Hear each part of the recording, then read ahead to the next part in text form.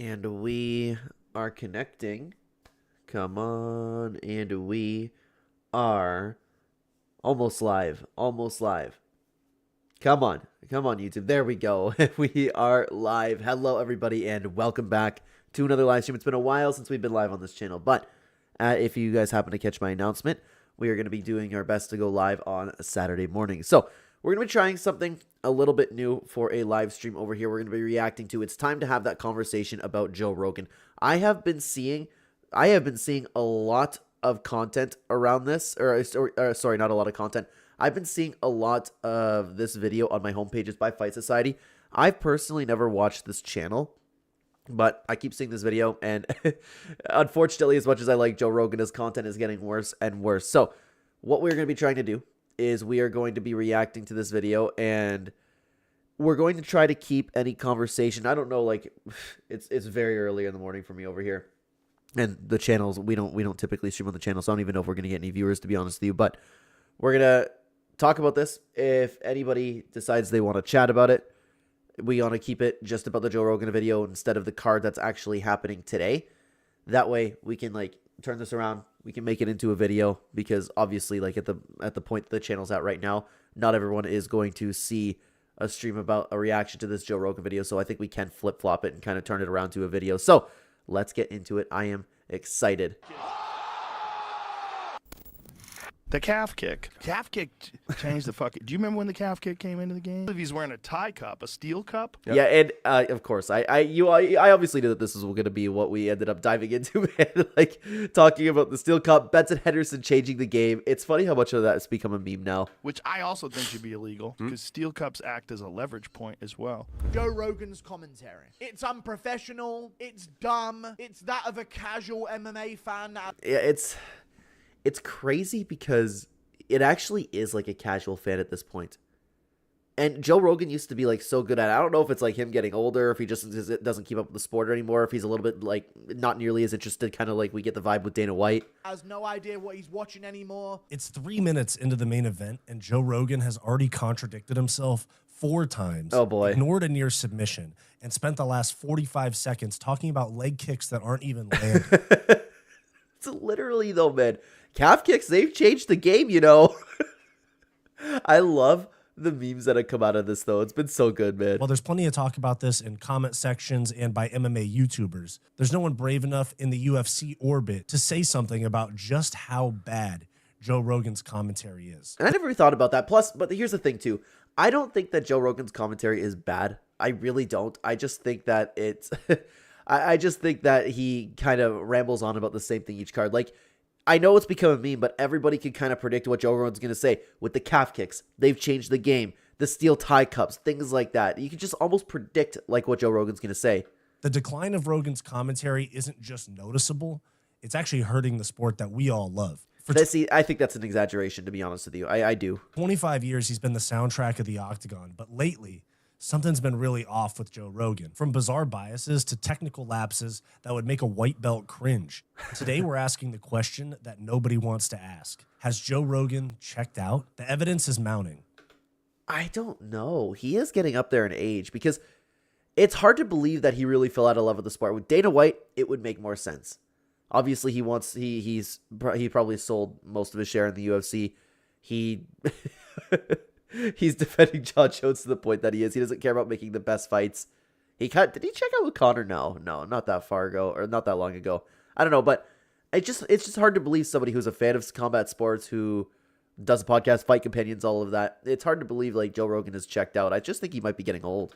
The clips don't lie, and it's finally time to have that conversation about the man behind the mic. What's going on, guys? If it's your first time here, my name is Wyatt. This is Fight Society. We do MMA breakdowns, deep dives, investigations. Yeah, and this is my first time watching the channel too. So, guys, I will have the link, and I will add it in the pinned comment description down below. Podcasts, live streams, basically any type of fun content that's related to combat sports. That's what we do. Like so today we're going to talk about Joe Rogan, the most important and probably most iconic UFC commentator of all time. And while Joe has done so much to grow this sport and brought so many eyes to the UFC through his podcast and his fame being associated with the UFC by being a commentator, but Joe's commentary has been showing some really, like, honestly concerning patterns lately. I get why you would use the word concerning too. I don't know. I just don't think it's that deep. That's the thing. I laugh at it. I go, okay, there's Joe Rogan talking about the steel cups again. I just look at it. I laugh at it. I don't think it's like hurting the commentary at all. But I'm also somebody who believes like that the UFC has no bad commentator. I like them all in their own ways, and I still like Joe Rogan and his commentary. And I'm not trying to make this like a whole fuck Joe Rogan type of video, but as a hardcore fan, I'm getting tired of low effort commentary from the organization that's charging $80 per pay. Now, I agree that this is very, very expensive. It's outrageous that they're charging $80 for us to watch a pay-per-view now. I don't know if I want to call it low effort from Joe Rogan. Maybe I don't know. Maybe he just doesn't keep up with the sport anymore. He's probably still trying. Like, he's getting excited for some of these fights. I don't know. Pay-per-view. It's the same thing with the card quality that I have a problem with. It feels at times like the UFC is kind of ungrateful for the fan base that they have today. Now, Joe Rogan was actually with the UFC back in the 90s before the Zuffa era at all, and then he was brought back in once Dana White purchased the organization with the Fertitta brothers, and Joe Rogan was just doing commentary for free. They would just give him some tickets so that his friends could sit cage side. And that's how excited he was. That's how excited Joe Rogan was to actually get in there and actually commentate for the UFC. And he's probably still very, very grateful. You just get my point. Joe Rogan did like the first 12 or 13 shows for free. He said, fuck yeah, I'll come there and do it and sit in the best seats in the house and everything else. One of the best things about Joe Rogan on commentary was his ability to articulate what was going on in a fight and explain it to the people watching during a time that MMA and UFC was just so taboo. Now, here's the thing. Was that only because Joe Rogan knew more at the time, or most people, like the commentators weren't fighters? Like, now you have people who know more things than Joe Rogan. You have guys like Paul Felder, Daniel Cormier. Just by being next to them, Joe Rogan might be viewed as like, I don't want to say beneath them, but they're actual fighters. They know more than Joe Rogan. And many people watching it weren't even really fully aware of the techniques that they were watching. Because Ultimate Fighting, explain this to people that don't know. Ultimate Fighting, you can do whatever you want. There's Not no anymore. No, it's not exactly that way. What Ultimate Fighting is it's in a cage. It's in an octagon. I mean, they have like Olympic gold medalists and world jiu-jitsu champions and boxers. Martial arts has always been like, there's always been questions in the martial arts, like what if a karate guy fought a judo guy, and what the Ultimate Fighting Championship did is say, let's find out. And Isn't it funny too that that's never been done up until the UFC?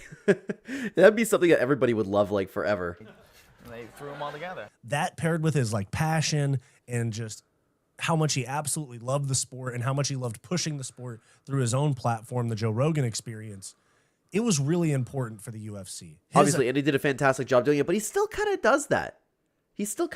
Maybe like it's not as big of an impact, but the UFC is also way bigger in scale. Attachment to the UFC has been so valuable. I don't even know if you can put a dollar amount on it. Okay. Now, I've been watching the UFC for years. I'm a former fighter myself.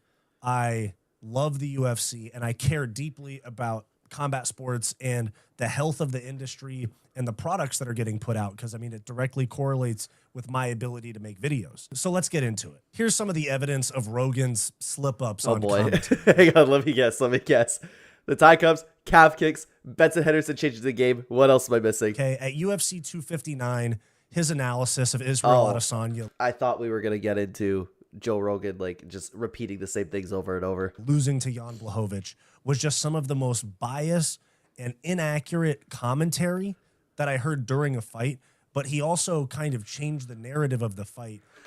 Now, I've never went back and rewatched this fight. Maybe it's because I didn't notice, because typically I always watch fights with either my family or my friends. I didn't really pay attention to that commentary, but I remember everybody like going crazy about it. I need to go back and check that out. I don't know if he's going to play any clips. Afterwards, Now I feel like it stepped over that line where it can no longer be justified. He is the most biased commentator I've ever heard. I've never heard such biased commentary in my life. Eating feints? There's no such thing as eating feints. I've seen those clips.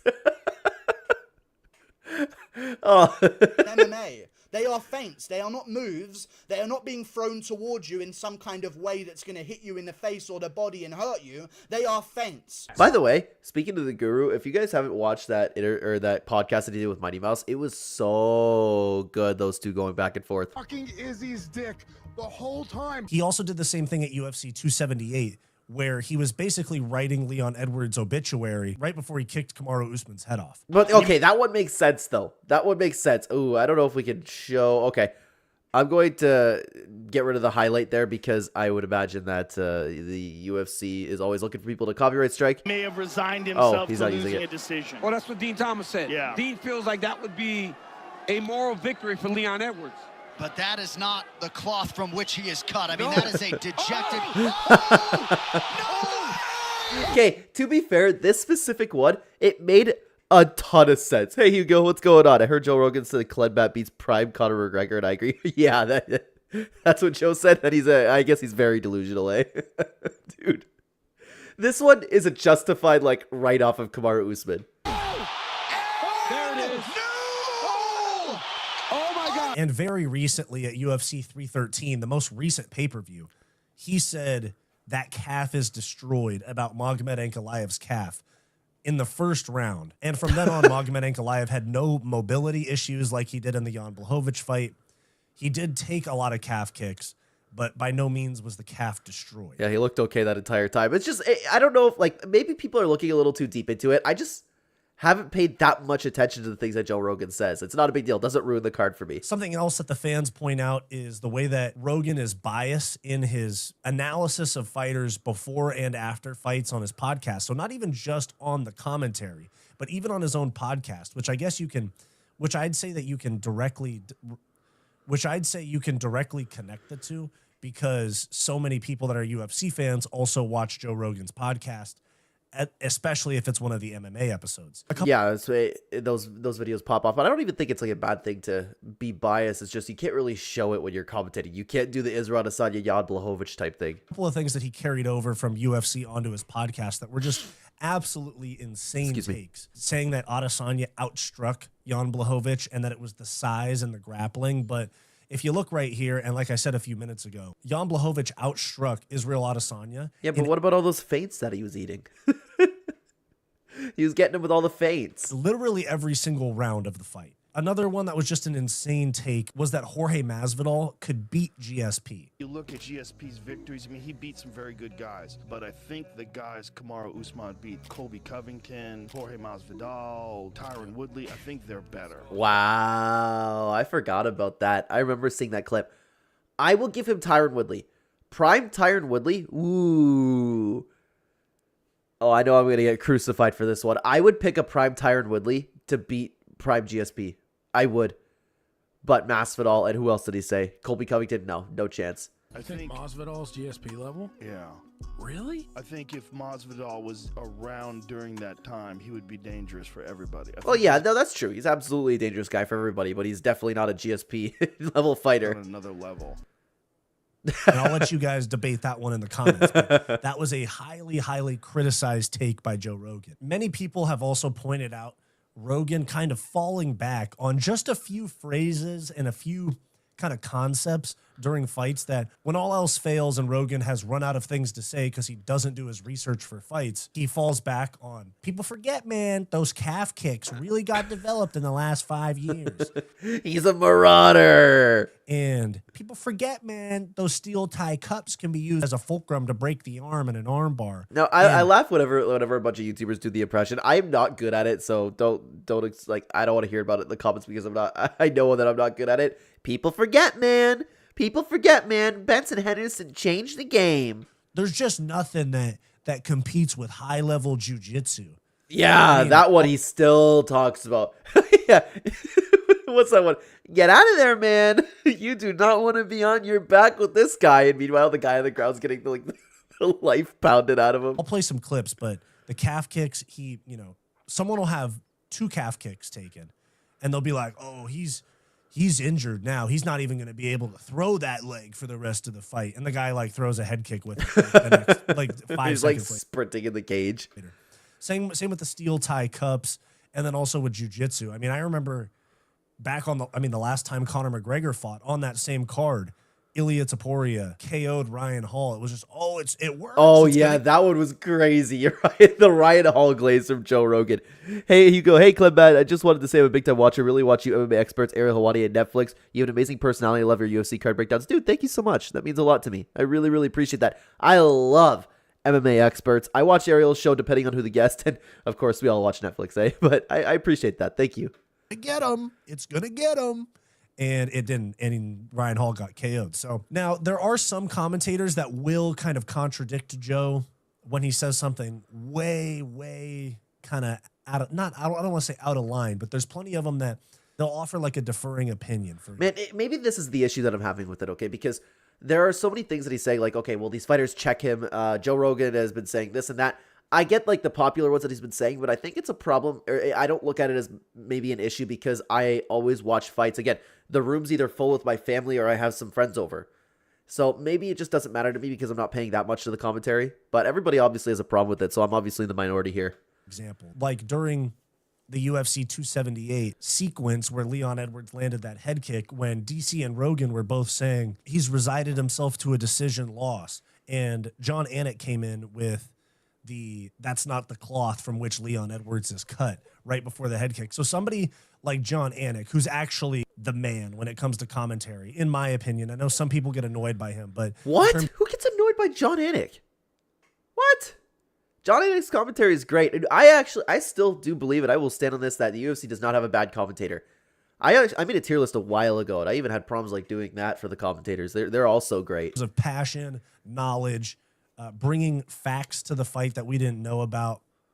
It's John Anik. But Joe's biggest blunder by far most recently was at UFC 313 where he called Yasmin Lucindo a young man while she was about to walk into the cage for her fight. This is the problem though. I just don't think it's that deep. He slipped up. He called her a young man. Like, it's not the end of the world. Against Amanda Lemos. This young man has tremendous potential. And other creators agree with me as well. This is Hey Jive Picks from the Home of Fight team and all of that. This is what he had to say about it recently as well. Time to hang him up, bro. It's time to hang up the commentating black dress shirt, okay? I've had enough of listening to Joe Rogan on pay-per-views. Isn't that crazy, though, that the MMA community and the fan base has, like, gotten to that point with Joe Rogan where he was the guy. It was no matter what, like, Joe Rogan is the commentator for the UFC, and now nobody wants to watch him anymore. I wonder if, like, the casual fan base feels the same way. Every time somebody gets hit in the cup, he talks about tie cups, how they're steel, and they can help you do arm bars. Every time. Talking about calf kicks. Whenever we're getting ready for a fight. This guy is a monster. This guy is a marauder. Anik's the only good one on the commentary when it comes to the team of Anik, DC, and Rogan. Dude, I disagree with that. I think Cormier is excellent. And DC don't offer anything.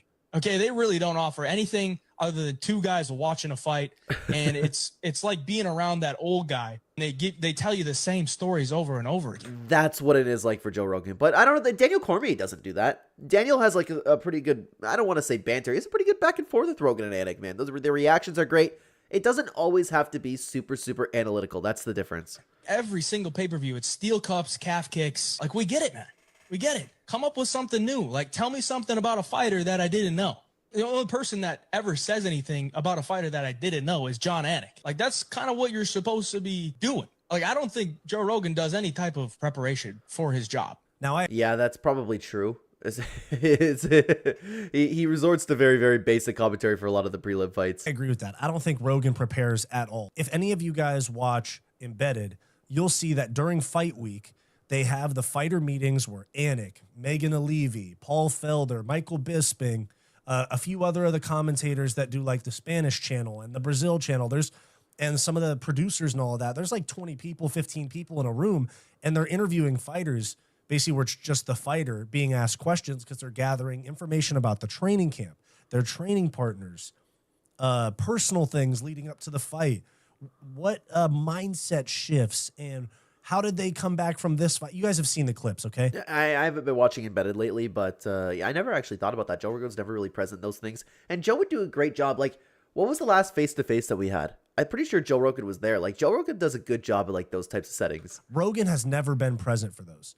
Rogan, let's be honest, while everybody else spends an entire week doing prep work, I mean, I've watched podcasts and I've seen clips of Brendan Fitzgerald, Michael Bisping, John Gooden, Paul Felder, Dom Cruz, John Anik.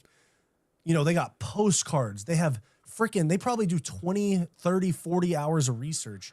I don't know, because there was that whole thing about Cruz accusing Daniel Cormier of like having somebody do it for him, or maybe it was Bisping, like somebody having to do all the research for them, and them just having paperwork ready so they could fire off some stats. Oh, I don't know about this guy. He was back in the LFA and he had a really, really good knockout against a really respectable fighter.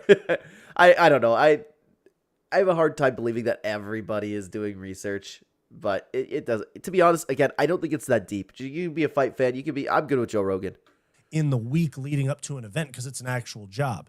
Now, personally, I think Rogan just shows up, does this. He shows up on Friday morning, does the ceremonial weigh-ins on Friday afternoon, and then he commentates the fights, eats a couple edibles before he gets there. And it's just kind of like him and DC are almost there for like the vibes. It's not really like. But the other thing is, I enjoy that vibe. I enjoy the vibe between Daniel Cormier and Joe Rogan. They make, especially when Bisping's there, they make me laugh. I don't hate Michael Bisping either. Hi Ryan. He does prepare a little because Joe's info about Volkov helped me win big. He talked about how he's been working a lot on his takedowns. I bet big that he would have over 2 takedowns. Really? Wow, dude, it's crazy that are you talking about the last fight that he had? But yeah, hey, you know what? It does happen. And especially Joe Rogan also has a lot of connections to people. Maybe he just knows about the training camp too. But yeah, I don't think that Joe Rogan does nothing, but I certainly do believe that he does less.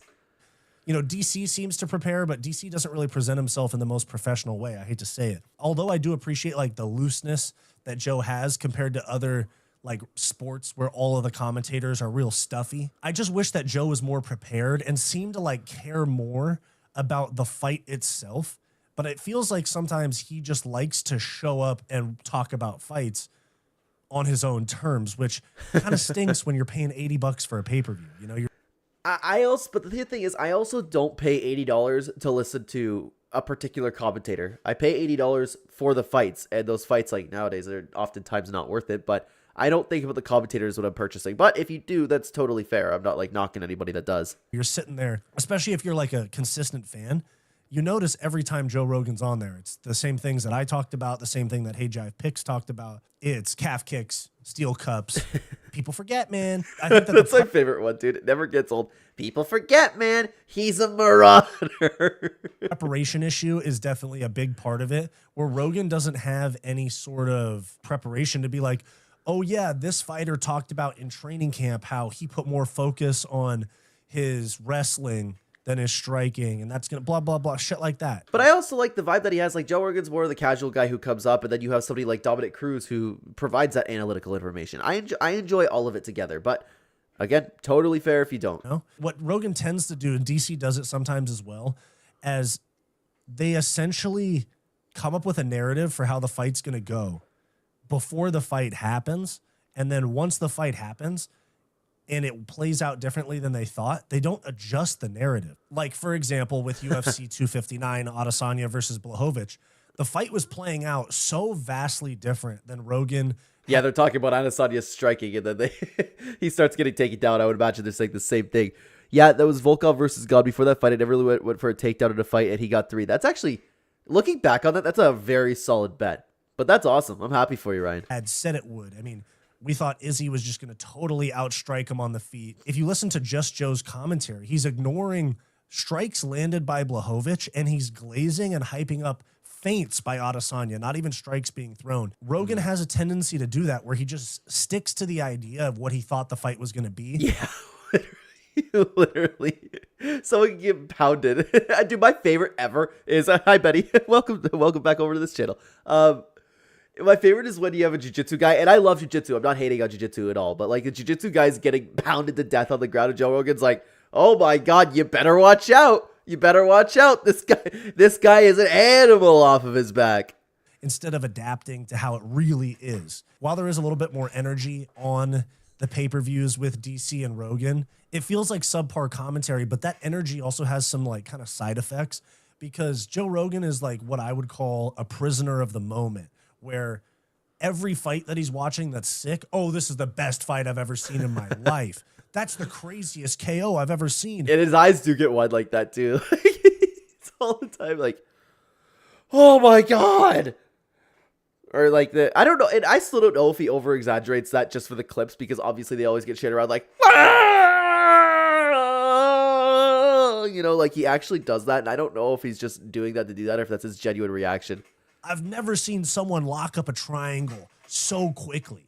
I've never seen someone with such a tight squeeze. It's always, I've never seen this. This was the best. Yeah. Like back to Andre Muniz. How much we were like, and I like Andre Muniz, man, but like the amount like that he was hyping up like the jiu-jitsu for that guy.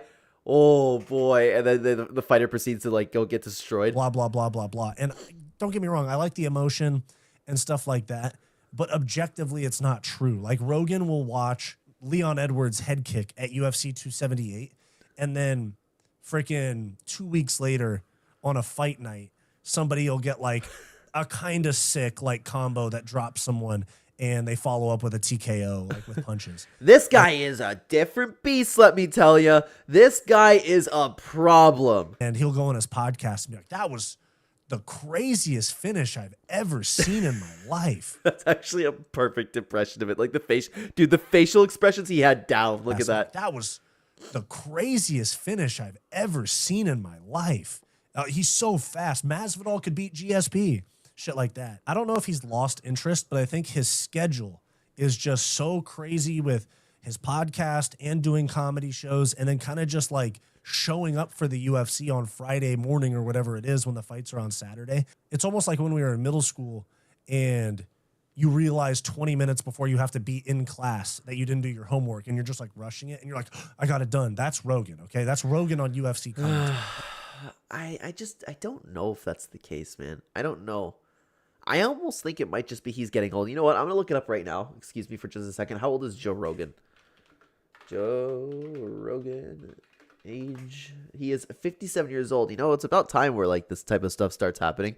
Ilya versus Ryan Hall was bad for deglazing BJJ guys. Yeah, dude. And nobody knew back in the day, eh? Nobody knew how good Ilya Taporia was, but everybody was hyping up Ryan Hall. And I was doing the same thing. Like, I think I like Ryan Hall. I think Ryan Hall's a really, really good jiu-jitsu practitioner. But man, like, that was a beatdown. Everybody was going like, oh boy, Ilya can't go to the ground with Ryan Hall.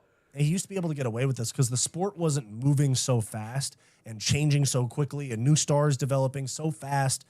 It used to be he could talk about the same 5 things, he could glaze jiu-jitsu, and it would be relatively accurate. But post-COVID, we've seen a massive, massive dip in Rogan's preparation for the commentary, but also just in his accuracy and professionalism as well. I wonder if it's when the UFC got new owners, but I'd have to look into like what exactly that happened. Now, the schedule demands are obviously a thing, but potentially it could also just be the fact that he only does US pay-per-views. So he's only doing like 6 or 7 events a year, while Anik's doing probably 20 because they have other people. And then people like Felder and Bisping are probably doing a lot more than Rogan as well. So while I don't feel like he's burnt out on the UFC, he might be burnt out because of everything. Like he's just stretched so thin to where this little commitment, 6 or 7 Saturday nights a year, isn't the highest priority for him. Like yeah, that might be true. He's still doing a ton of stuff, the podcast, comedy, everything, but Joe Rogan is too old. Yeah, I think that's the most likely issue with this.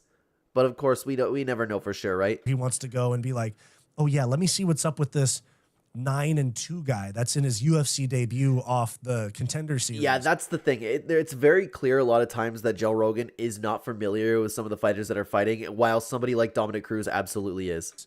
That's making his UFC debut.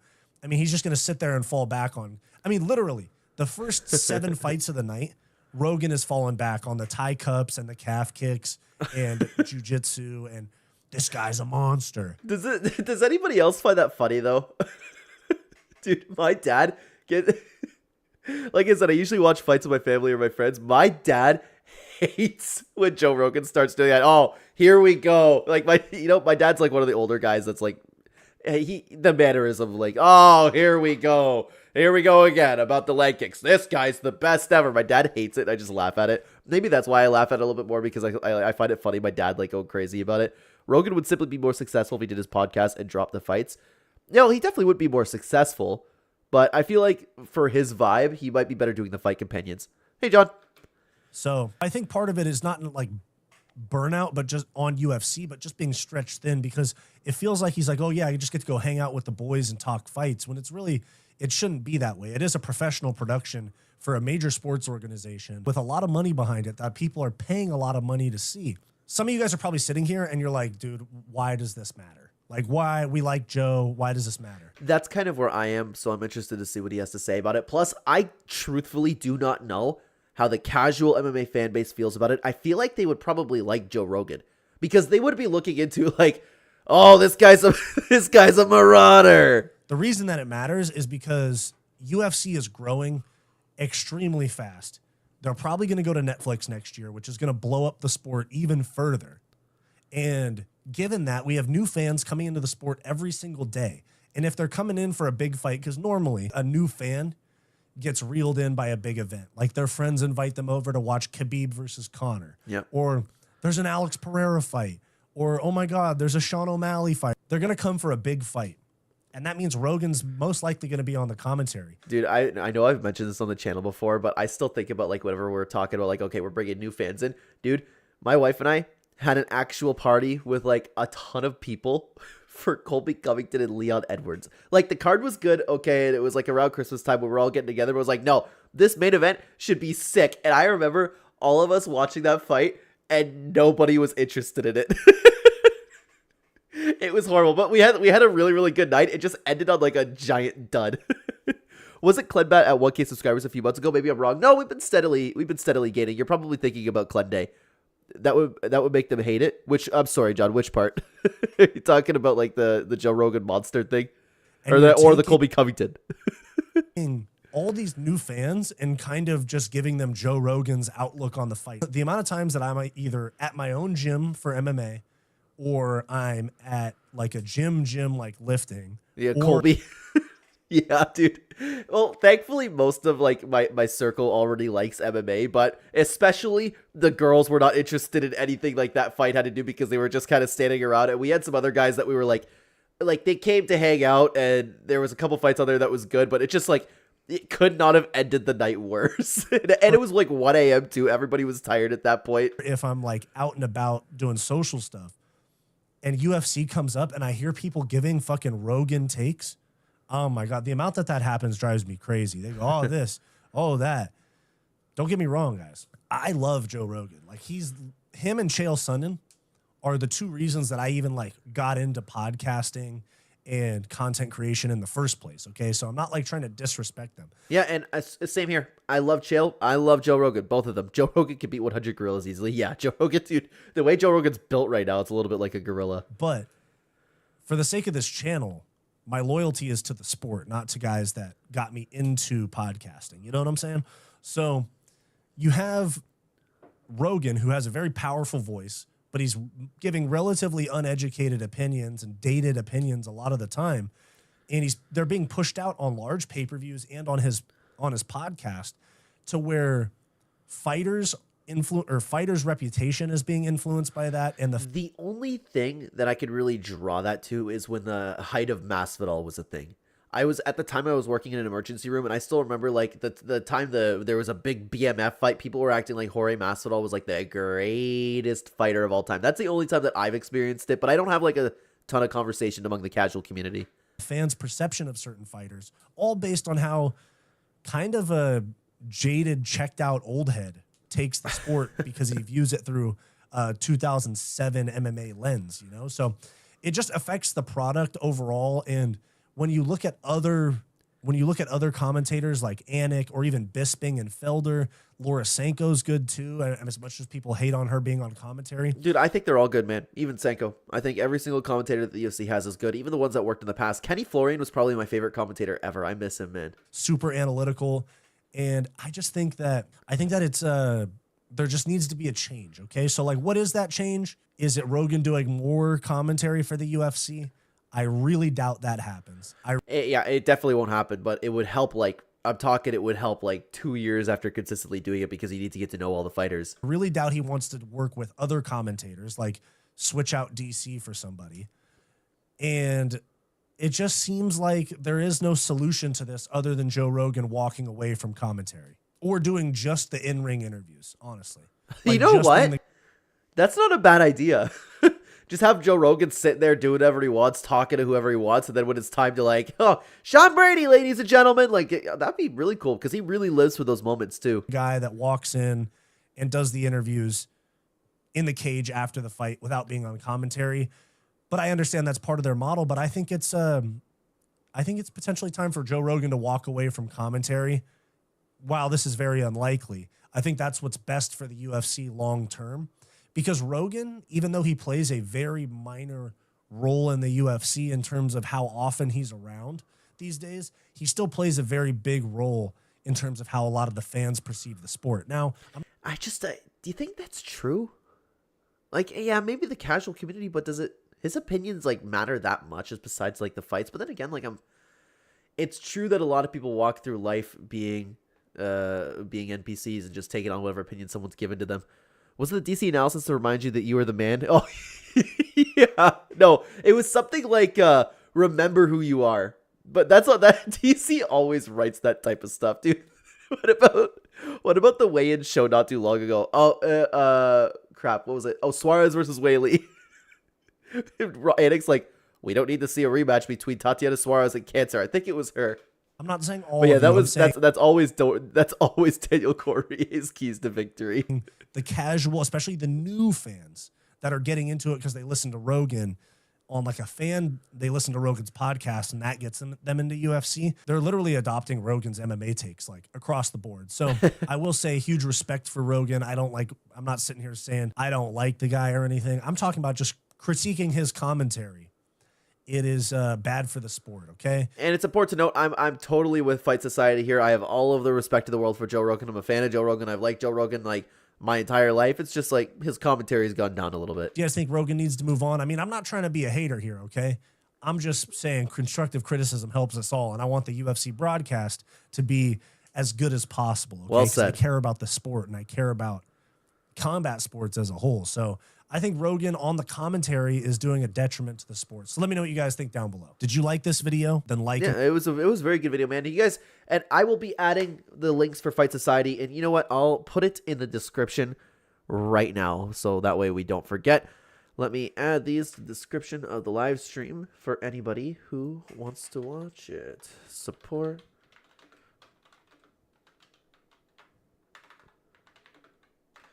You have to excuse my slow typing, everybody, because my keyboard is beyond horrible. And I am getting a new desk. I'm getting a new setup, so I cannot wait to do all of that. Yeah, this is a really good channel. Like, this particular video kept coming up on... excuse me for a second.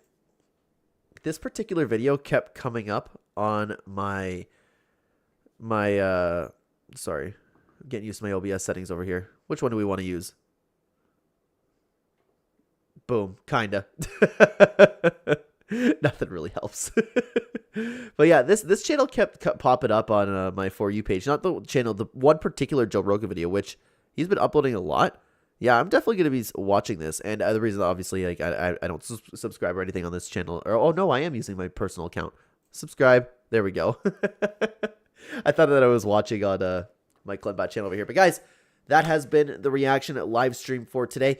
If anybody is interested, and we've been having an okay concurrent viewer rate, so thank you very much. And for everybody who did chat, Betty, Ryan, John, I really appreciate it. Hugo, if you're still here, I really appreciate that. Your time is very valuable, and I appreciate you sticking around here. I will be spinning this into a video at some point because, again, like with the live streams in the state that they're at right now, not everybody's going to be coming around the live streams.